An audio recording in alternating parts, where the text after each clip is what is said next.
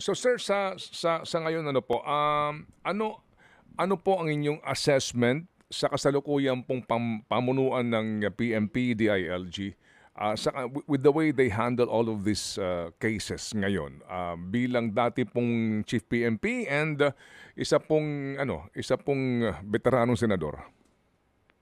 Maganda yung tugon nila, no? Kasi agad-agad nag-form sila ng special task force at saka high level, ano?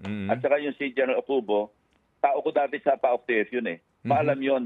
Meron siyang operator yun eh. Sila yung under ni General Magalong noon na kung saan sila yung nagre-rescue eh ng mga kidnap victims. And ako, I can vouch for his competence at saka yung kanyang integridad, ano? Kasi dati ko ring tauhan niya noon. Ngayon, Lieutenant General na nga. Kaya lang, siyempre task force, ad hoc yan eh. Meron na tayong AKG. Sana magtalaga sila ng isang head ng AKG na more or less permanente at saka i-background check nila, i-record check nila, ano yung experience ng tao na ilalagay nila dyan. Kasi unang-una, hindi lamang yung tapang, hindi lamang yung competence. Importante ito yung integridad eh.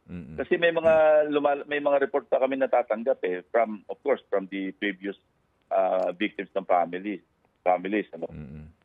May na-recover, hindi binabalik eh. Parang misappropriate nila eh. May narinig ako parang mayroong 4 million noon na na-recover, hindi na sinoli sa pamilya. Paano magtitiwala naman yung Chinese? Kami nga din, hindi naman sa pagmamalaki. Ino-operan pa nga kami ng reward, tinatanggihan namin eh.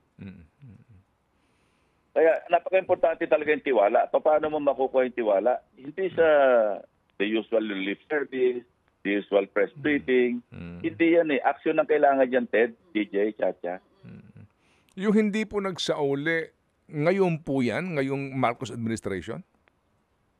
Hindi ko lang alam yung timeline, yung period. Pero merong insidenteng ganon. Alam pa nung nag-report kung magkano. 4 million pesos yung na-recover. Wala na, hindi na sinuli. Binulsa na, pinarte-parte na. Paano naman yan?